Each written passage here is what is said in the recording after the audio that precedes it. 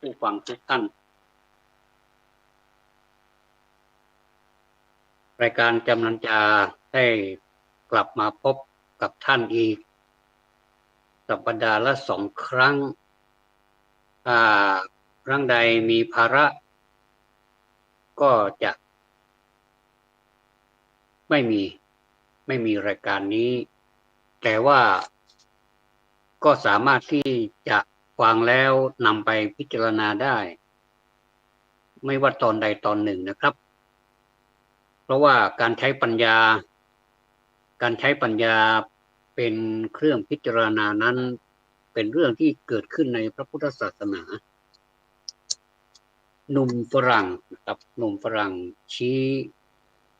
นะครับว่าศาสนาพุทธนี้นะครับที่มีคำสอนที่ไม่สามารถจะพบจากศาสนาอื่นได้นี่ผมได้นำมาจากไลน์ของคุณพีนะครับ PEE ซึ่งเป็นไลน์กลุ่มของราษฎรตำบลสันมหาพลอำเภอแม่แตงขออนุญาตท่านนำมาขยายใจความในรายการนี้นะครับขอบพระคุณล่วงหน้าฝรั่งไม่ทราบว่าชื่ออะไรแต่เป็นฝรั่งนะครับเป็นฝรั่งเป็นชาวต่างประเทศท่านได้เขียนเอาไว้20 ข้อผมจะขอนำมาประมาณสัก10 ข้อหรือถ้าเวลายังมีอยู่ก็จะเผื่อไปให้วันนี้คงจะไม่หมด20 ข้อนะครับข้อที่1พระพุทธศาสนาชื่อว่าโลกนี้ประกอบขึ้นจากเหตุก็คือเหตุธาตุก็มี4ประการคือธาตุดินธาตุน้ำธาตุไฟธาตุลม4ธาตุนี้นะครับประกอบกันขึ้นมาไม่มีผู้ใดสร้างโลกอันนี้ท่านชาวต่างประเทศคนนั้นท่านกล่าวไว้ในข้อ1นะครับข้อ2พระพุทธศาสนาไม่ใช่ระบบความเชื่อที่จะใช้คำว่า religion ก็คือเป็นศัพท์ศาสนาเพราะว่าศัพท์นี้มันหมายถึงต้องมีความเชื่อในพระเจ้าผู้สร้างโลกนะครับแต่พุทธศาสนาไม่ใช่ระบบนี้ประการต่อมาประการที่3จุดหมายปลายทางของพระพุทธศาสนาก็คืออันนี้สำคัญนะครับปลายทางของเราที่เราเป็นชาวพุทธนี่คือละกิเลสได้หมดแล้วกิเลสก็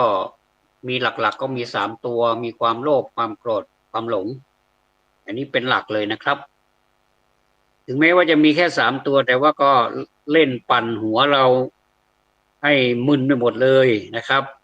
ไม่ว่าจะอยู่ในสถานะอะไรก็จะวนเวียนอยู่แถวนี้แหละนะครับแถวโลภความโกรธความหลงนี่แหละมันไม่พ้นไปจากนี้ขนาดมี3ตัวเท่านั้นนะถ้ามีมากกว่านี้จะทำยังไงและก็3ตัวนี้เป็นตัวหลักไม่ว่าอะไรจะเกิดขึ้นก็จะสงเคราะห์เข้าใน3ตัวนี้ถ้าเป็นทางที่โลภมากพวกโลภมากพวกที่ไม่รู้จักพออะไรก็จะอยู่ในความโลภถ้าอารมณ์ฉุนเฉียวอารมณ์ไม่จอยอารมณ์ไม่ดีอารมณ์ไม่ใสอะไรอยู่แถวนี้ก็คือความโกรธก็คือโทสะอย่างที่เขาเรียกว่าบันดาลโทสะบันดาลโทสะนี่ก็ใช้ในศัพท์ที่ผู้ต้องหาคดีที่ใช้กำลังเก่งฆ่ากันหรือว่าทำร้ายกันนี่อยู่บันดาลโทสะถ้าไม่ถึงกับเสียชีวิตก็เป็นคนพิการหรือเป็นคนเจ็บปางตายหรือไม่ก็ตายไปเลยอย่างนี้ก็เรียกว่าบันดาลโทสะแล้วก็โมหะก็คือความหลงสารพัดแหละนะหลงสารพัดที่พิจารณาไปแล้วมันไม่ใช่เรื่องไม่ใช่ราวเลยแต่มันก็หลงได้หลงดีหลงกันได้หลงกันดีนะครับ เนี่ยถ้าหากว่าละกิเลสทั้งสามที่กล่าวมานี้ได้ก็หลุดพ้นจากการเวียนว่ายตายเกิดหรือวัฏฏะก็คือวนกับวัฏฏะสงสารไม่ใช่ศาสนาพุทธนี้ไม่ได้สอนแค่ไปเกิดบนสวรรค์เท่านั้นที่เราอาจจะเข้าใจผิดคิดว่าทำบุญทำทานอะไรปฏิบัติธรรมะอะไรก็ขอให้ไปถึงสวรรค์ถ้าจะให้โสภาหน่อยก็คือไปสู่สุคติเท่านั้นเองนะครับแต่ศาสนาพุทธเป็นเช่นนั้นไม่ข้อ4พระพุทธเจ้าไม่ใช่ผู้ปลดปล่อยสรรพสัตว์ให้รอดนี้สำคัญนะครับตรงนี้คน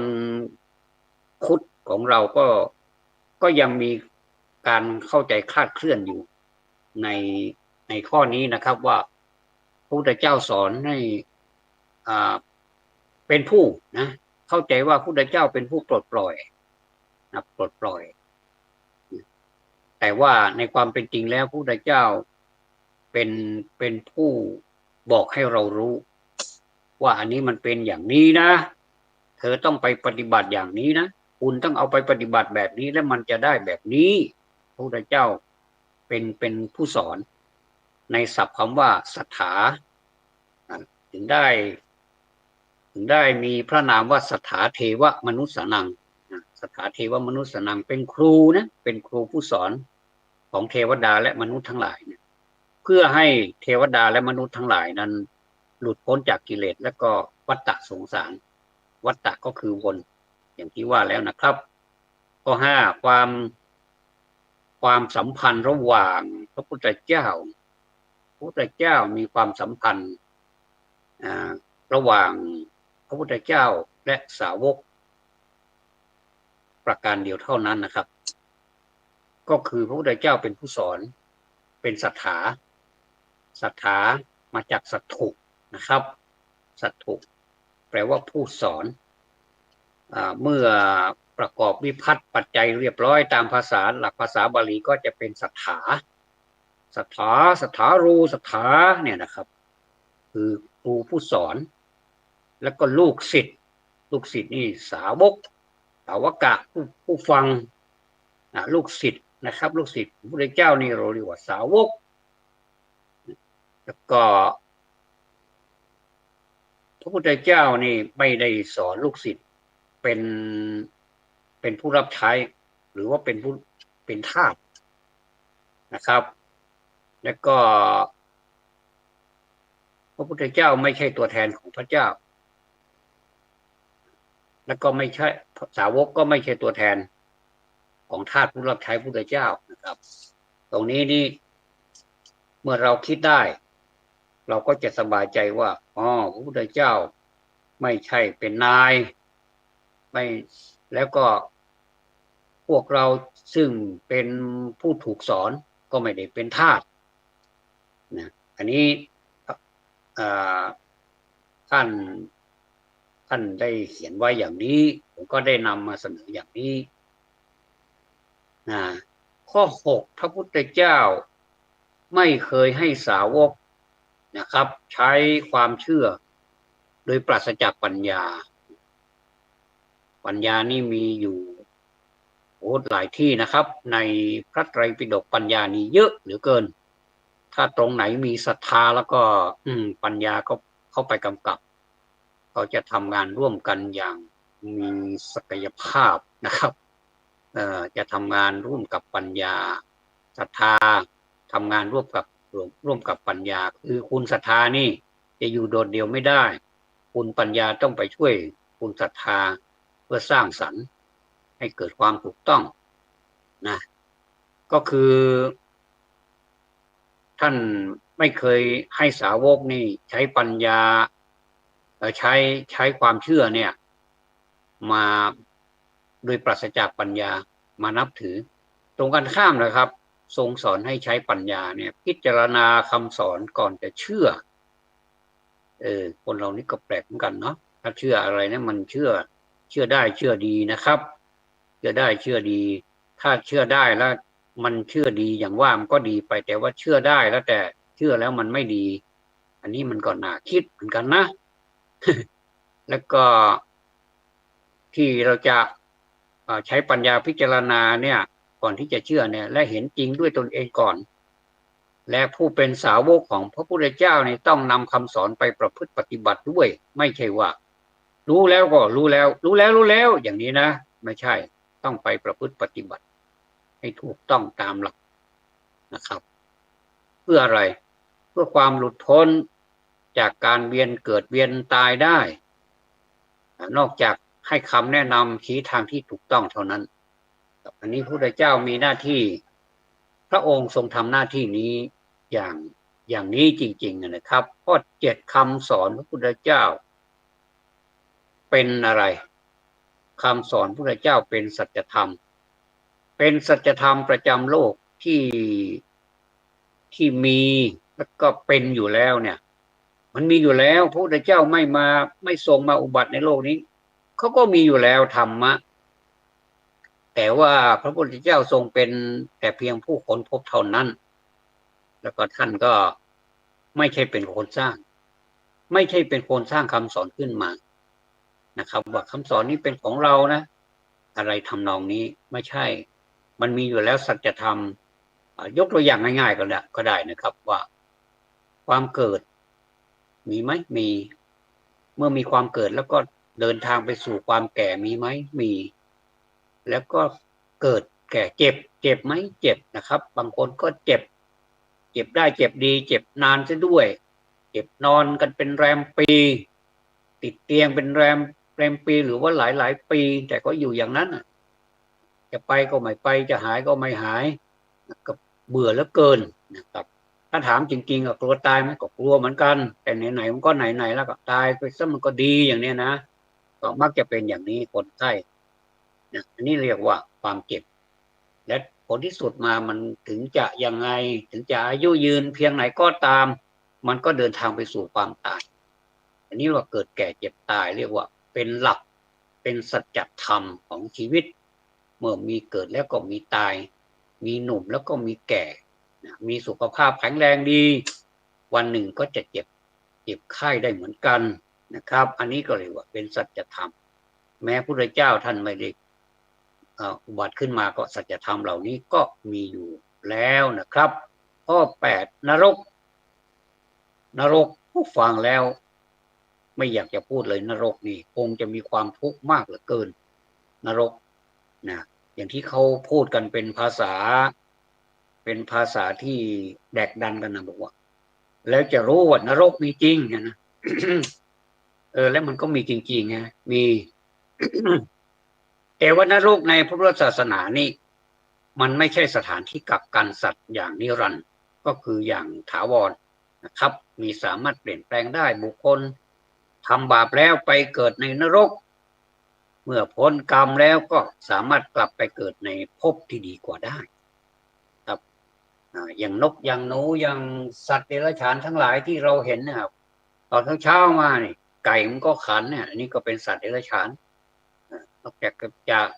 ขันให้แล้วจะทำหน้าที่ให้แล้วบอกเวลาให้แล้วคนก็เอามาทำเป็นอาหารอีกช่างเป็นกรรมเหลือเกินนะครับอยู่ก็อยู่ลำบากนะครับบางทีเขาก็เอาไปใช้เป็นธุรกิจเป็นการแสวงหาผลประโยชน์ต่างๆนานานี่คือยกตัวอย่างไก่แล้วก็ไม่ว่าจะเป็นสัตว์อะไรก็ตามนะครับย่อมมักจะได้รับการเบียดเบียนจากมนุษย์แล้วก็สัตว์เองก็เบียดเบียนมนุษย์เหมือนกันแล้วก็มนุษย์ก็ไปเบียดเบียนสัตว์ต่างคนต่างก็เบียดเบียนไปเบียดเบียนกันไปเบียดเบียนกันมาไม่รู้จักสิ้นสุดนะครับเนี่ยเขาก็สามารถที่จะเปลี่ยนสภาพจากที่เป็นสัตว์เนี่ยหรือว่าอยู่ในภพที่มันไม่ดีนะอยู่ที่มันภพที่มันเดือดร้อนไม่มีความสุขเลยเนี่ยนะครับหาความสุขไม่ได้เลยเนี่ยนะต้องรักษาเนื้อรักษาตัวแต่ว่าก็ไม่พ้นจากความเบียดเบียนของมนุษย์ไปได้เนี่ยนะเนี่ยเขาก็สามารถที่จะกลับไปเกิดในภพที่ดีกว่าได้และสัตว์ที่ไปในภพอื่นๆเนี่ยไม่ว่าจะเป็น ภพเทวดา ภพเทวดาเนี่ยคนชอบไปเหลือเกิน อยากจะเป็นภพเทวดาชั้นนั้นชั้นนี้ วาดวิมานเป็นสวยหรูเลย เราก็ไม่รู้ว่าเราจะได้ไปหรือเปล่า เราทำดีแค่ไหนอย่างไรเราย่อมจะรู้แก่ใจเราดีและจะได้ไปไหมเนี่ย แต่เราก็ปรารถนานะทำบุญทำทานครั้งใดนี่ก็อธิษฐานกันจังเลยนะ ก็จะไม่ว่าจะเป็นภพเทวดาภพมนุษย์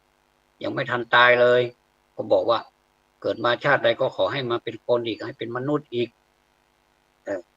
แต่ถ้าทำดีแล้วก็มีความมั่นใจพอมีเปอร์เซ็นต์ที่จะกลับมาเป็นมนุษย์ได้นะแล้วก็นอกจากนี้ก็จะมีภพเปรตวิสัยภพเดรัจฉานอย่างที่ว่ามีนกหนูไก่หมาสุนัขเนี่ยหรือว่าสุนัขเนี่ยเป็นเดรัจฉานนะครับเขาเหล่านี้นี่รวมทั้งมนุษย์ด้วยเทวดาด้วยแหละก็สามารถเวียนกลับไปเกิดในภพนรกอีกได้เช่นกันบางทีเป็นสัตว์เดรัจฉานเนี่ยอาจจะกลับไปเป็นสัตว์เดรัจฉานอีกก็ได้ก็มีเหมือนกันบางทีไปตกนรกไปรู้ว่าใครมีกรรมแค่ไหนนี่เราก็ไม่รู้มันก็ทนทุกข์ทรมานกันไปนานเลยล่ะเพราะฉะนั้นนี่ในสังคมเรานี่นะครับถ้ามาวิเคราะห์ในสังคมเรานี้ว่าทำไมมันเป็นระบบทำไมมันเป็นลักษณะผีซ้ำด้ามพลอยนะผีซ้ำด้ามพลอยคือพ้นจากนี้ไปแล้วก็ยังไปเจอเรียกว่าหนีเสือปะจระเข้บางทีก็หนีเสือไปเจอเสืออีกมันช่างเป็นกรรมเป็นวิบากกรรมนะเป็นวิบากหนีเสือปะจระเข้ไปพบคนไม่ดีแล้วก็พอจะพ้นหน่อยนึกว่าดีใจละดีใจหายเลยว่าต่อไปนี้เราจะตั้งเนื้อสร้างตัวตั้งเนื้อตั้งตัวแล้วนะกลับไปพบที่แย่กว่าเดิมอีกก็มีอันนี้นี่มันแย่จริงๆนะถ้าหากว่าเรากลัวแบบนี้ก็ยังมีเวลาอยู่นะที่เราจะกลับเนื้อกลับตัวกลับใจใหม่ได้มนุษย์สมัยนี้ทำไมทำบาปเป็นปกติเหลือเกินเหมือนกับไม่มีอะไรเกิดขึ้นหน้าตาเฉยก็น่าสงสารเหมือนกันนะเราจะมารู้ตัวอีกทีหนึ่งตอนที่เราทำอะไรไม่ได้แล้วก็ประสบกับวิบากกรรมเราก็จะมาคิดว่าเรานี่ก็มีกรรมมากเหลือเกินนะเผื่อเรามานึกได้ทำอะไรไม่ได้และไม่ทันแล้วก็จำเป็นจะต้องเป็นไปตามกรรมมีกายกรรมมีวจีกรรมมีมโนกรรมอันไหนมันหนักมันเบาก็รู้แก่ตัวเราเองว่าเราทำอะไรหนักไปบ้างเราทำอะไรเบาไว้บ้างครับส่วนมากแล้วก็ไม่ค่อยเบานะส่วนมากแล้วก็จะหนักมือหนักข้อทั้งนั้นเลยนะลงได้ทำอะไรแล้วเอาเป็นเอาตายเลยแต่ถ้าเอาเป็นเอาตายแบบทำความดีนี่มันก็ดีสิแต่ว่าถ้าเอาเป็นเอาตายแบบว่าเป็นบาปเป็นกรรมอย่างเนี้ยอันนี้นี่ก็ช่วยกันไม่ได้นะไม่มีใครจะช่วยได้แม้พระพุทธเจ้าท่านก็บอกว่าท่านไม่ได้ช่วยแบบนั้นท่านไม่ได้ฉุดให้ขึ้นมาแล้วก็ยื่นมือของพระองค์ไปยื่นพระหัตถ์ไปแล้วก็ให้พวกที่ประสบความลำบากหรือว่าวิบากกรรมเหล่านั้นจับขึ้นมาแล้วก็ยกขึ้นมานี่ไม่ใช่เพียงแต่แนะนำท่านก็ช่วยไม่ได้ท่านก็แสดงความเมตตาความกรุณาอย่างที่เราทำวัดเช้านะมีพระกรุณาดูดห่วงมหานพครับอันนี้คือคำเปรียบเทียบว่าพระพุทธเจ้ามีพระกรุณาดูดมหาสมุทรดูดห่วงมหานพนี่มันหาที่สิ้นสุดไม่ได้เลยมันเยอะนะครับนี่แหละแต่พระพุทธเจ้าท่านก็ไม่ได้ยื่นมือเข้าไปอย่างนั้นจริงๆแล้วก็เชื่อไม่เชื่อท่านก็พิจารณาเอาก็แล้วกันนะทีนี้มาข้อ9สิมาข้อ9พระพุทธศาสนานี่ไม่ได้สอนนะครับ ระพุทธศาสนาไม่ได้สอนแนวคิดเรื่องบาปบอใบไม้สระอาปอปลานี่โอ้โหแค่3 ตัวนี้นะมีมีพยัญชนะมีสระมีพยัญชนะ2 ตัวแล้วมีสระขั้นกลาง1 ตัวก็คือบอใบไม้ก็เป็นพยัญชนะสระอาก็เป็นสระแล้วก็เป็นทีฆะด้วยเป็นสระยาวแล้วก็ปอปลางอ่านว่าบาปนี่นะสุดยอดจริงๆนะเราจะทำอย่างไรดีพระพุทธศาสนานี่ไม่ได้สอนแนวคิดเรื่องบาปติดตัวเนี่ยไม่ได้สอนนะเหมือนที่เทวนิยมสอนกันศาสนาที่เขาเป็นเทวนิยมนี่เขาสอนกันแต่พุทธศาสนาของเรานี่สอนเรื่องกฎแห่งกรรมกฎแห่งกรรมซึ่งมีทั้งกรรมขาวกรรมขาวกรรมดำและกรรมไม่ขาวไม่ดำอะไรเป็นดำอะไรเป็นขาวอะไรเป็นกรรมไม่ดำไม่ขาวอะไรงงก็ตรงนี้ไม่น่าจะงงถ้าเราศึกษาแล้วไม่งงกรรมขาวก็คือกรรมดีที่เป็นกุศลครับมีกายกรรมวจีกรรมมโนกรรมเหมือนกันแหละ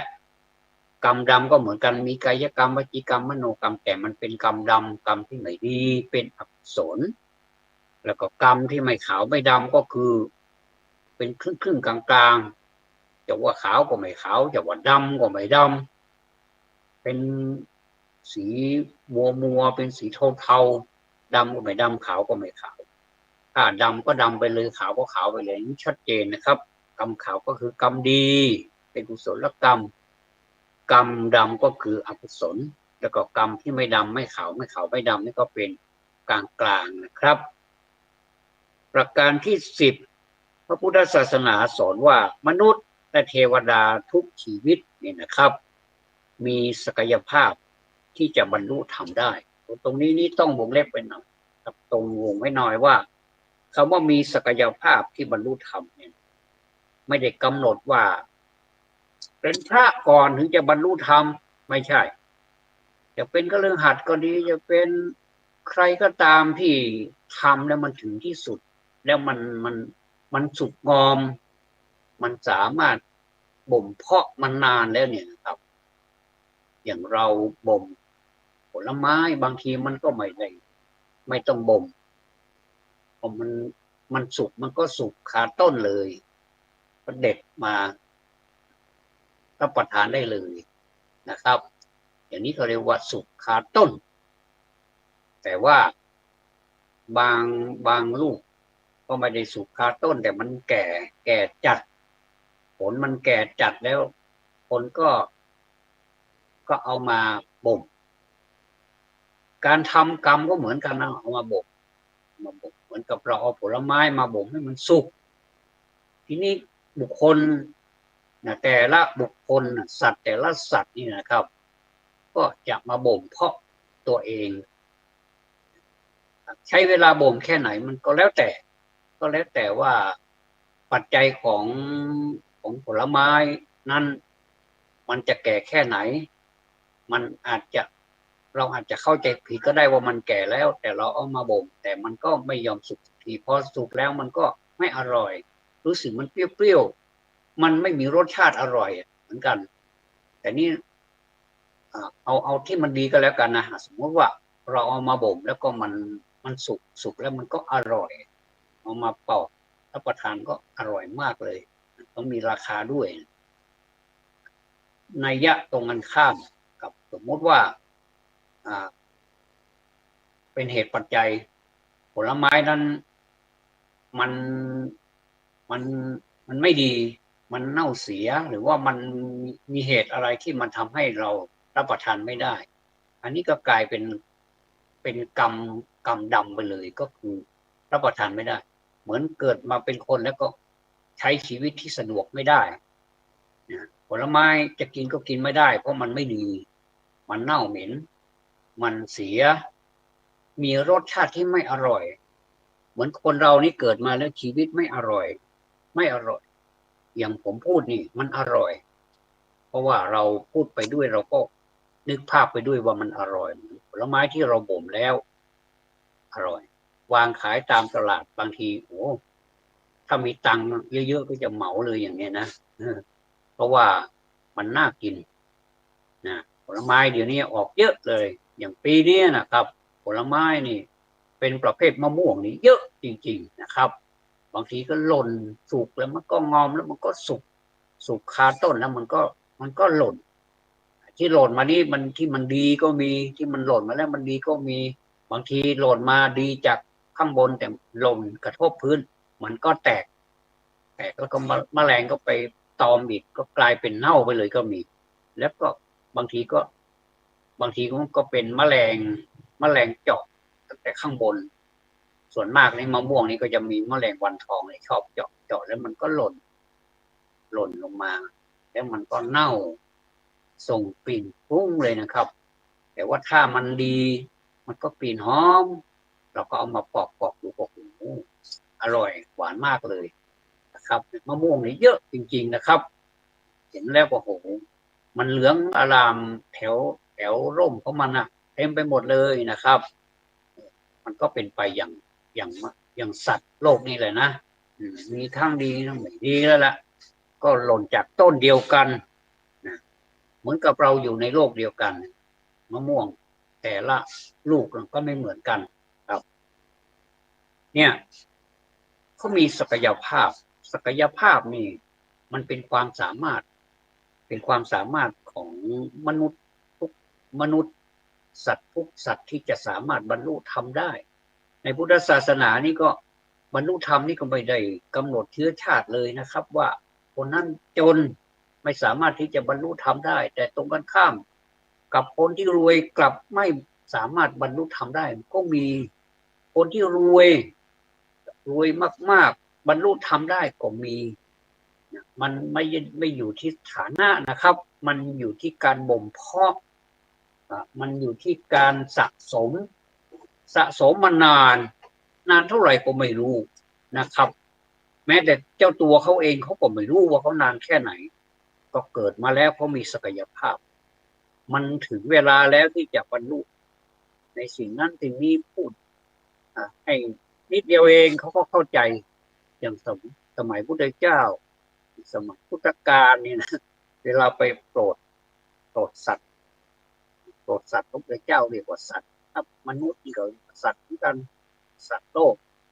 รวมแล้วก็เป็นสัตว์หมดเลยก็พูดนิดเดียวเองพูดแต่หัวข้อนิดเดียวเองแต่สามารถที่จะแทงตลอดไปตามเส้นทางตามกระแสคำพูดพุทธเจ้าพูดว่าอะไรนี่เอาแค่ย่อก็สามารถที่จะตีความได้แล้วก็ถูกต้องด้วยไม่ใช่ตีความไปเรื่อยสเปะสปะพระอรหันต์ทั้งหลายนี่ไม่ใช่นักกฎหมายแต่เป็นนักใช้ปัญญาถ้ามาใช้สมัยนี้แล้วก็นะถ้าปัญญาของในแนวทางศาสนาสอนนะถ้าเอามาใช้ในมนุษย์ปัจจุบันนี้นะคงจะดีมากเลยนะครับดีมากๆเลยแต่ว่าเดี๋ยวนี้เอากฎหมายที่ตัวสร้างขึ้นมานั่นแหละเอามาห้ามหันกันอย่างนี้มันไม่แฟร์นะอย่างนี้ผมว่ามนุษย์สร้างมาเพื่อทำลายกันทำลายฝ่ายตรงกันข้ามที่ตัวเองไม่ชอบก็มาเป็นพวกเป็นหมู่ปากก็ว่ารักชาติแล้วก็อยู่ในกรอบอย่างนั้นอย่างนี้แต่ว่าความประพฤติแล้วไม่ค่อยเข้าท่าเลยอันนี้จะว่ากันไปตามจริงนะไม่ได้ว่าใครเป็นอย่างนี้จริงๆก็ถ้าเอาปัญญาของพระเจ้าเอามาใช้นะพวกเรามีศักยภาพทั้งนั้นเลย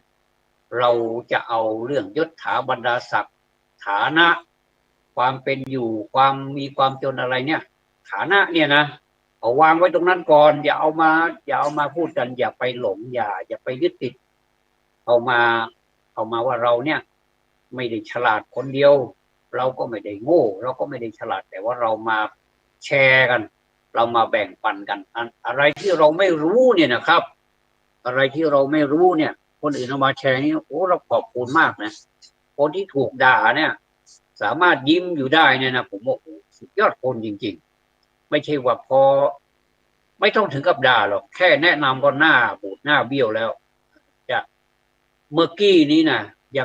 งยิ้มอยู่เลยเป็นพระเอกอยู่เลยพอคนอื่นแนะนำหน่อยเนี่ยหน้ายักษ์กลายเป็นผู้ร้ายไปในบัดดลเลย อย่างนี้ก็แย่นะครับสังคมแบบนี้มันก็ไม่ไหวถึงจะมีอะไรมีพลังแค่ไหน มันก็ยังมีแบบมีอะไรที่มันแบบเป็นการขวางกั้นคนเรานี่จะทำความดีนั้นทำไมในทัศนะบางคนบอกว่าการทำความดีเนี่ยทำไมมันยากเหลือเกินแต่ความจริงมันไม่ยากหรอกครับ ถ้าเราใช้มันแล้วเนี่ย มันจะไปแบบพระพุทธเจ้าเนี่ยท่านท่านสอนสาวกท่านสอนพระอริยเจ้าหรือว่าคนธรรมดาทั้งหลายให้สำเร็จมาเยอะแล้วเนี่ยทำไมท่านทำได้ไม่ยากเลยอ่ะมันมีเหตุประกอบหลายๆประการนะครับว่าพระพุทธเจ้าเองท่านก็เป็นสัพพัญญูท่านก็แน่แล้วว่างานเถอะนะแน่แล้วพอตัวแล้วล่ะ แล้วก็สามารถที่จะเผื่อให้คนอื่นนี่ได้เยอะเลยนะครับตลอดพระชนชีพเนี่ยให้เยอะเลยทุกวันเลยล่ะโปรดทุกวันเลยแล้วก็ไม่ได้เลือกชาติชั้นวรรณะด้วยเทวดาก็โปรดเทวดาก็โปรดคนยากจนไม่มีอะไรจะกินนี่ก็โกรธก็ไปแสดงธรรมให้แล้วก็ระดับเศรษฐีอีกล่ะพระราชาอีกโอ้โหมากมายเหลือเกินดูในธรรมบทเราเรื่องราวของพระพุทธเจ้านี่ยาวเลยนะครับแค่8 เล่มนี่นะอย่างธรรมบทนี้8 เล่มเนี่ยนะตาลายเลยล่ะเป็นเรื่องราวของพระพุทธเจ้าทั้งนั้นเลยมีทั้งดีใหม่ดีมีทั้งสารพัดรสชาติเหมือนกับอะไรมีรสเผ็ดมีรสเค็มมีทั้งโซนร้อนโซนเย็นจัดเย็นจะเยือกเลยดูแล้วไม่น่าเชื่อเลยนะครับแต่ว่านั่นคือเหตุการณ์ในอดีตที่ผ่านมาแล้วก็มาถึงปัจจุบันนี้เราตถาคตในครั้งนั้นเราเป็นอะไรเราเป็นฤาษีมาครั้งนี้เราเป็นตถาคตได้แก่พระพุทธเจ้านะอะไรอมาตย์ผู้จงรักภักดีต่อฤาษีหรือว่าพระราชาในสมัยนั้นก็มาเกิดเป็นพระอานนท์ในบัดนี้ท่านก็จะแจกแจงว่าคนที่รับบทเป็นตัวละครนะเพราะโลกนี้คือละครในขณะนี้รับบทเป็นตัวละครชื่อนี้ท่านจะแจกแจงเป็นอย่างนี้ถ้าไม่ใช่สัพพัญญูแล้วจะสามารถแจกแจงได้อย่างไรอันนี้แสดงว่าคนเรามีศักยภาพหมดเลยท่านอย่าไปเสียใจนะว่าเราเกิดมาแล้วมีศักยภาพเราเกิดมานั้นยากจนเนี่ยผมว่าวันนี้มันไม่ใช่ตัวผมเองนะถึงผมจะยากจนอย่างไรแต่ผมก็ยังมีความหวังว่าความดีนี่นะมันไม่ได้ทิ้งเราหรอกเขาไม่ได้ทิ้งเราไปไหนหรอกแต่เพียงแต่ว่าเราเข้าใจว่าทำไมมันเป็นอย่างนี้ทำไมมันไม่ได้ดีสักทีอย่างนี้เราจะละทิ้งความดีไปดีกว่าไปทำอะไรก็ได้เป็นทุจริตให้มันมีฐานะให้มันมีเงินมีทองเนี่ยผมว่าถ้าทิ้งไปแบบนี้นะผมว่าเป็นมิจฉาทิฏฐิทันทีเลยนะครับเพราะฉะนั้นใครทำความดีนะผมขอสนับสนุนให้ทำความดีเดี๋ยวมันมีอานิสงส์เองอย่างน้อยที่สุดมันมีความภูมิใจมีความสุขมีความสงบเหลือเกินมีความเย็นนะครับเย็นยังบอกไม่ถูกเลยนะครับมันมีความยังไงดีสำหรับคนที่ทำความดีทั้งหลายนี่จะรู้ดีนะครับผมอธิบายไม่ถูกเลยว่ามันเป็นยังไงมันเยอะเหลือเกินนะครับความสุขที่เกิดจากความดีนี่มันเยอะเหลือเกินตรงกันข้ามกับความทุกข์ที่มันเป็นความไม่ดีนี่มันก็เยอะเหมือนกันแต่ก็แปลกดีเนาะคนก็นิยมชมชอบในความไม่ดีทั้งหลายเยอะเหลือเกินอันนี้ก็ฝากไว้คิดนะครับไม่ได้ว่าคนโน้นคนนี้คนนั้นนะเนี่ยมีศักยภาพ ที่จะบรรลุธรรมได้ข้อสำคัญก็คือต้องใช้ความพยายามในในการปฏิบัตินี่ความพยายามนี่นะความพยายามอยู่ที่ไหนความสำเร็จอยู่ที่นั่นไม่ใช่ว่าความพยายามอยู่ที่ไหนความพยายามอยู่ที่นั่นไม่ใช่อย่างที่เขาพูดกันนะความพยายามอยู่ที่ไหนความสำเร็จอยู่ที่นั่นวิริเยนะทุกขมัจเจติคนล่วงทุกข์ได้เพราะความเพียรอันนี้เป็นเรื่องจริงนะครับเนี่ยพยายามปฏิบัติไปปฏิบัติเพื่ออะไรมันจะได้อะไรเนี่ยมันก็มีเป้าหมายคนเรามันก็ต้องมีเป้าหมายนะเพื่อชำระกิเลสให้มันแบบให้พ้นจากจิตจากใจของเราครับอันนี้ผมนำมาขยายใจความนะขยายใจความจริงถ้าเราจะอ่านไปเรื่อยๆเดี๋ยวมันก็หมดไปแล้วนะครับผมก็เอามาขยายใจความแล้วก็มีการยกตัวอย่างด้วยนะครับนี่ชำระกิเลสให้พ้นจากจิตใจกิเลสนี่เจ้าคุณสมเด็จพระอาจารย์นะครับหลวงพ่อพระอาจารย์วิริยังลินทโรนะครับผู้ซึ่งเป็นองค์ก่อตั้งสถาบันพลังจิตานุภาพเนี่ยนะท่านอายุ100 ปี100 พรรษาเนี่ยนะ100 วรรษาเนี่ยนะครับท่านได้จากเราไปแล้วแต่ท่านได้เขียนตำราเอาไว้เป็นตำราสมาธินะครับท่านก็พูดนะครับว่ากิเลสมันก็คือพูดง่ายๆให้ได้ใจความให้ได้ความหมายแล้วก็เข้าใจไม่ยากก็คือจุดดำมีนักประพันธ์เพลงเอามาใช้ในบริบทที่ว่าจุดดำคือเป็นจุดดำในดวงใจจุดดำในดวงใจว่าเอามาเป็นเพลงเป็นเรื่องเป็นราวไปได้ นี่ก็คือเป็นเพื่อชำระจุดดำในดวงใจให้พ้นจากจุดดำให้เป็นจุดขาวให้เป็นเรื่องไปฟอกจิตฟอกใจให้มันขาวสมาธินี้จึงเป็นเครื่องฟอกใจเหมือนกับคุณหมอฟอกไตให้เลือดมันดีไตมันดีฟอกไตเหมือนกันแล้วก็มีธรรมะเนี่ยหลักปฏิบัติเนี่ยมาฟอกกิเลสฟอกจิตดำเนี่ยให้มันเป็นจิตขาวให้จิตดำไม่ให้พ้นจากให้จิตใจไปเลยพระพุทธเจ้าก็ทรงเป็นมนุษย์สามัญอย่างธรรมดาอย่างพวกเรานี่แหละนะที่หลุดพ้นจากทุกข์ได้แล้วเนี่ยเพราะการประพฤติปฏิบัติมาหลายภพหลายชาติเหลือเกินนานแค่ไหนก็ไม่รู้ครับผมมาพูดว่าเป็นอสงไขยนี่นับไม่ได้เลยว่ามันเท่าไหร่นับเป็นกับเป็นกันเลยนะครับอันนี้ก็มาข้อที่10ก็เอาอีกสักข้อหนึ่งวันพรุ่งนี้ถ้าเป็นไปได้นะครับเวลาเดียวกันนี้ก็จะได้นำเอาตั้งแต่ข้อ12เป็นต้นไปอันนี้มาข้อที่11นะครับขออนุญาตเอาแค่ข้อ11กฎแห่งกรรมนี่นะของทุกสรรพสัตว์นี่เป็นตัวอธิบายมันเป็นตัวอธิบายอยู่ในตัวของมันแล้วนะครับว่าเหตุใดคนหนึ่งเนี่ยถึงเกิดมาแตกต่างกันไม่เหมือนกันเลยเอามานั่งเอาหรือว่ามาเรียงกันนั่งเป็นแถวแต่ละคนไม่เหมือนกันเลยบางทีก็คล้ายๆกันบางทีก็เหมือนกันแต่ในแถวเนี่ยจะแตกต่างกันเพราะฉะนั้นกฎแห่งกรรมเป็นตัวอธิบายถึงภพภูมิที่สัตว์พากันไปเกิดอย่างไก่ยกตัวอย่างอย่างไก่ทำไมมันเกิดมามันมีไก่ตัวผู้มีไก่ตัวเมียไก่ที่แข็งแรงไม่แข็งแรงไก่ที่มีพละกำลังมากสามารถโชนได้แล้วก็ชนะมาตลอดแล้วก็นี่เขาเรียกว่ามีพละกำลังแสดงว่ามีความแข็งแรงอยู่ในตัวแม้แต่สัตว์มันก็มีกรรมของมัน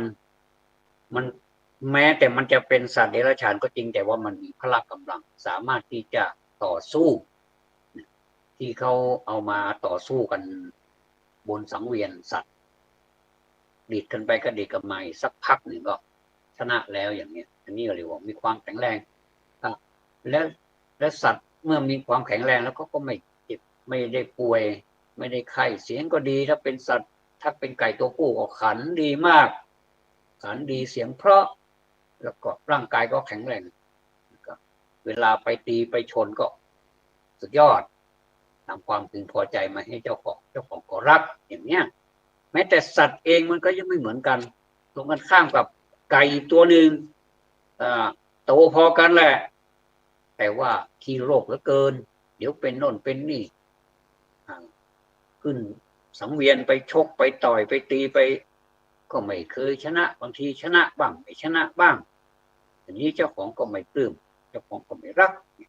ยกตัวอย่างไก่อย่างเดียวแล้วก็สมมติยกตัวอย่างคนบางคนก็มีพละกำลังบางคนก็นอกจากมีพละกำลังแล้ว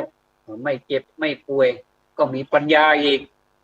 มีความคิดสร้างสรรค์อีกเป็นคนที่ว่ามีใบหน้าใบตาที่งดงามที่สวยที่หล่อถ้าเป็นผู้ชายก็หล่อผู้หญิงก็สวยอย่างเนี้ยนอกจากจะมีความสามารถอย่างที่ว่ามาแล้วมีคุณลักษณะอย่างอื่นเยอะแยะเป็นคุณสมบัติอย่างเราก็เห็นนะครับในสังคมนี่ก็มีนะคนที่เป็นผู้บริหารหรือว่าคนทำอะไรแล้วก็สำเร็จในชีวิตเนี่ย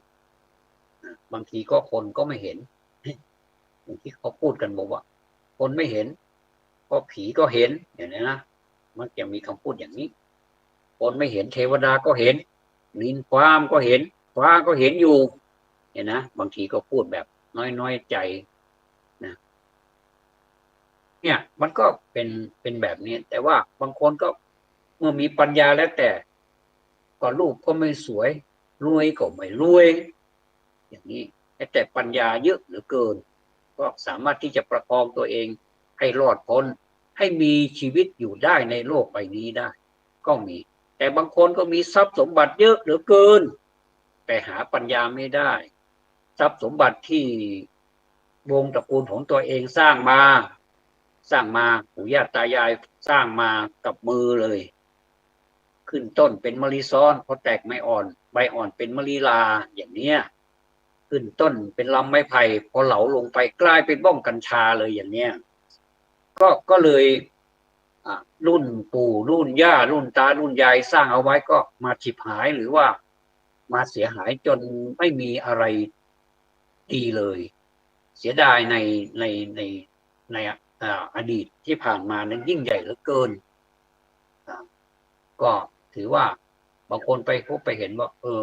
ตระกูลนี้ไม่มียากจนแล้วนะแต่ไหนได้กลับกลายเป็นว่าล้มละลายไปเลยก็มีอย่างนี้มันเป็นเพราะอะไรนี่นะครับเป็นเพราะว่ากฎแห่งกรรมนี่อธิบายให้เราเห็นครับอย่างผมนี่เจ็บออดแอดนะครับเป็นเดี๋ยวเป็นโรคท้องบ้างเป็นโรคทางเดินอาหารเราก็ไม่รู้ว่าท้องของเรานี่มันเป็นยังไงมันมีไส้กี่ขดนี่ก็ต้องไปดูในที่เขาทำมาผ่ามาให้ดูเลยนะครับเป็นแผนปูมเลยว่ามีไส้มีอะไร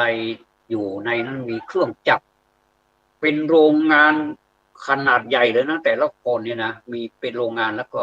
สามารถที่เป็นโรงงานที่มีชีวิตเดินเหินได้พูดได้กินได้ถ่ายได้สารพัดเลยอยู่ในเนี่ยตัวคนนี่แหละสุดยอดแล้วล่ะครับแต่ว่าเราก็มองตัวเองนี่ก็บางทีเราก็มองเผลอมองไปก็กลายเป็นประมาทไปบอกว่าเราไม่เป็นอะไรแล้วเพราะเราแข็งแรงดีตอนที่หนุ่มๆก็ทำงานนี่เป็นว่าเล่นเลยนะอะไรนิดๆหน่อยๆไม่ต้องนิดๆหน่อยๆแล้วหนักแค่ไหนเราก็ยกได้สบายๆแต่พอเราแก่ตัวมานี่เอาละพญามัจจุราชก็ยังไม่ทันกันถึงกับฆ่าหรอกแต่ว่าให้เรานี่ประสบกับความแก่เอาสักหน่อยไม่ฉันไม่น้อยละเอากันหนักเลยล่ะ แต่มันแก่ไปทีละนิดทีละนิดใบหน้าใบตาก็เหี่ยวย่นไปทีละหน่อยทีละหน่อยจากที่เมื่อก่อนนี้ก็โอ้มองคนนั้นก็หนุ่มก็สาวโอ้ดูดีเหลือเกินบางทีก็อิจฉาตาร้อนคนไปก็อย่างเขาแสดงหนังนั่นแหละนะแสดงหนังมีพระเอกมีนางเอกต้องสวยต้องหล่อแล้วก็มีผู้ร้ายจริงๆแล้วก็เขาเปรียบเทียบให้ดูนะความจริงแล้วถ้าเราดูแล้วเราก็หลงนะแสดงว่าอันเนี้ยเราแย่ละเราไปหลงที่หน้าตาเราไปหลงที่เขาแสดงเป็นบทมาแต่เราตีไม่แปลกว่าเขาแสดงให้เราดูเพื่อเป็นการเตือนสติเราดูละครก็เท่านั้นดูหนังก็เท่านั้นดูหนังดูละครแล้วก็มาย้อนดูตัวเองก็พูดกันนะครับเนี่ยทำไมไม่เหมือนกันเลยแสดงว่า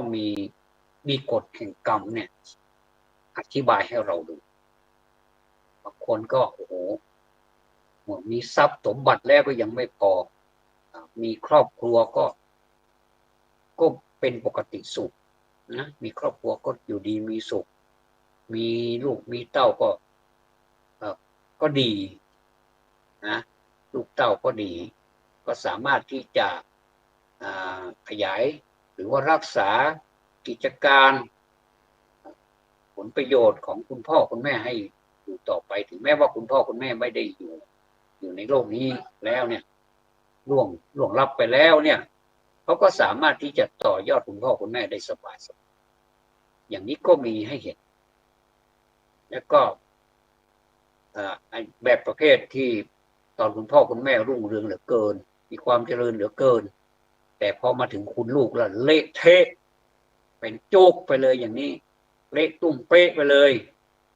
เหมือนกับถ้าเราจะพูดถึงรวมๆประเทศที่เคยรุ่งเรืองมาแล้วในอดีตนะพูดถึงว่าท่านได้กอบกู้แย่งกันแย่งชิงกันแย่งกันไปก็แย่งกันมาก็มันอยู่ที่ศักยภาพของแต่ละสมัยนะว่าพระราชานี่มีทรงเป็นผู้ที่แข็งแรงไหมสามารถที่จะต่อสู้ข้าศึกได้ไหมใช้ปัญญาได้แค่ไหนบางทีก็ยังไงเรียกว่าทหารหรือว่ากำลังเนี่ยมีน้อยกว่าแต่ว่าสามารถที่จะต่อสู้ได้กับกองทหารที่มาเยอะๆมาเป็นแสนแต่ว่าของเรานี่มีไม่กี่หมื่นเนี่ยก็สามารถที่ชนะแสนได้อันนี้ก็มีแล้วก็นึกถึงภาพเก่าๆอันนี้นึกถึงความดีนะนึกถึงความดีแล้วก็มีความสุขเหมือนกันว่าในอดีตนั่นน่ะบรรพบุรุษของเราสร้างอะไรไว้แต่ถ้าอย่าเอาเรื่องของบรรพบุรุษแล้วมาอ้างแล้วก็มาบอกว่าเราเป็นเหมือนบรรพบุรุษนี่มันไม่ใช่ถ้าให้เหมือนจริงๆมันจะต้องให้เหมือนกับบรรพบุรุษจริงๆรักก็รักชาติอย่ารักเพียงแต่ปากนะเป็นวัฒกรรมใครๆก็พูดได้นะครับอันนี้เนี่ยข้อ11เนี่ยโอ้เป็นเรื่องที่ต้องเอามาสนทนาพาทีกันเนี่ยมีเวลานี่เราเอามาถกไม่เถียงนะอย่าเอาเป็นเอาตายนะเราก็มาพูดกันเบาๆในวงสนทนานี้แต่ว่าต้องเลือกกัลยาณมิตรมานะคนที่ไม่ฟังก็เอามามันก็ควรเอากัลยาณมิตรมาที่เห็นไม่จำเป็นจะต้องเห็นตามกันก็ได้ แต่ว่าให้ฟังกันถกแต่ไม่เถียงให้ฟังกันว่าคนนี้ก็มีความคิดอย่างนี้นะคนนี้ก็มีความคิดอย่างนี้แล้วก็มาหลอมรวมเป็นอันเดียวกันกฎแห่งกรรมมันเกิดขึ้นอย่างนี้จริงๆมันอธิบายได้โดยที่เอาความจริงนะมาอธิบายให้ฟังอันนี้คือข้อ11นะครับเนี่ยข้อ12 13 14ถึงข้อ20ก็จะเป็นโอกาสต่อไปวันนี้พูดเอาจริงเอาจังนะแต่ความจริงหน้าผมยิ้มนะครับใครไม่เห็นเนี่ยในตาผมยิ้มเราเป็นมนุษย์เราก็ยิ้มใส่กันสิจะดีแต่บางทีนี่หน้าตาของแต่ละคนเนี่ยสร้างมาให้เหมือนกันแต่ว่ามันใบหน้านี่มันไม่เหมือนกันบางทีเราก็ยิ้มอยู่ในใจ ถึงว่าหน้าใบหน้าเราไม่ยิ้มแต่ว่าตาเรายิ้มเมื่อตาเรายิ้มแล้วก็ใจเราก็ยิ้มก็พลอยมีความสุขไปด้วยวันนี้ไม่ต้องไปนึกแล้วว่าจะได้กินอะไรหรือว่าไม่ได้กินอะไรเราจะได้เสวยอะไรบ้างขอให้ดำรงขันอยู่ต่อไปได้ก็พอใจแล้วล่ะครับส่วนอานิสงส์อื่นๆรายได้อื่นๆที่มันจะมาโดยที่ว่าเราไม่คาดคิดก็ดีหรือว่าอยู่ดีๆมันจนยากจนจะข้นแค้นแสนสาหัสอย่างนี้แล้วก็อยู่ๆมันก็มีคนมาอุปถัมภ์เนี่ยเราก็ถือว่าอันนี้แสดงว่าเราเป็นผลไม้ที่บ่มเพาะมาแล้วมันสุกแล้วพร้อมที่จะเสิร์ฟได้แล้วก็เป็นที่โปรดปรานของบุคคลทั่วไปเป็นที่ชื่นชมว่าโอ้อันนี้มะม่วงนี้อร่อยเหลือเกินนะลิ้นจี่นี่อร่อยเหลือเกินโอ้มาจากไหนนี่เดี๋ยวจะเป็นตามดูต้นทางมันเขาปลูกยังไงเนี่ยจะไปอุดหนุนถึงที่เลยถึงแม้ว่าจะแพงถึงแม้ว่าจะไกลแสนไกลก็ไปจนได้ไปจนได้เพราะใจรักเธอนั่นแหละนะเหมือนกับเพลงนี่แหละนะครับเพราะฉะนั้นนี่อย่าไปคิดเลยว่าวันนี้เราอยู่อย่างนี้แล้วก็ให้พอใจในสิ่งที่ตนมีแต่ว่าพุทธศาสนาสอนว่าต้องโลภนะผมจะทิ้งไว้เป็นประเด็นสุดท้ายว่าอันนี้เป็นนอกประเด็นนี้นะครับต้องโลภก็คือโลภในในความเป็นธรรมะขาวธรรมะขาวนะครับถ้าธรรมะดำนี่อย่าไปโลภอะไรที่เป็นความโลภอย่างเช่นเราโลภให้มีสติสัมปชัญญะให้มีขันติความอดทนโสรจะความสงเงียมหิริความละอายแก่ใจโสรโอตตัปปะความเกรงกลัวอย่างนี้เป็นต้นให้โลภสิ่งเหล่านี้ไว้ให้อยู่ในใจเราให้เยอะๆนะครับให้มีพลังเหมือนกับเราจะทำเดินจงกรมนั่งสมาธินี่ให้โลภแต่อย่าให้โลภเกินเรียกว่าโลภเกินไปเนี่ยนะเหมือนกับเราขยันอะไรสักอย่างนะขยันเกินไปก็ร่างกายเราก็ไม่ไหวมันก็ต้องให้โลภอยู่พอดีแต่ว่าให้โลภไปเรื่อยๆนะเพราะว่าสิ่งเหล่านี้ก็ใช้คำว่าโลภก็คืออยากได้นะแต่ว่าถ้าโลภมันไม่ดีเนี่ยนะโลภอยากได้ของเขาโลภแล้วก็ทำให้เกิดการเบียดเบียนทำให้เกิดศึกสงครามการแย่งชิงอำนาจกันทั้งที่ว่าตัวเองนี่ไม่อยู่ในกติกาหรือว่าไม่ได้มีคุณสมบัติอะไรนี่ก็ต้องน่าจะยอมเพื่อว่าให้สมกับคำว่าเรารักชาติเหมือนกันนะแต่อย่าไปรักเพียงปากอย่างเดียวเนี่ยผมว่าไม่ดีหรอกอะไรก็ได้ใครก็ได้ที่ทำให้ประเทศของเรามีความเจริญปล่อยให้เขาทำแต่ว่าเราก็เป็นผู้กำกับเอาในฐานะที่เราเป็นเจ้าของแผ่นดินเราเป็นเจ้าของประเทศนี้เหมือนกันเรารักพอกันแหละนะครับเพราะฉะนั้นนี่ทิ้งท้ายไว้ให้คิดนะครับขอบพระคุณมากสำหรับการรับฟังขอบพระคุณท่านผู้อำนวยการสถานีเป็นอย่างสูงยิ่งขอความสุขความสวัสดีในธรรมจงบังเกิดแด่ท่านผู้ฟังกัลยาณมิตรทุกท่านธรรมะสวัสดีครับ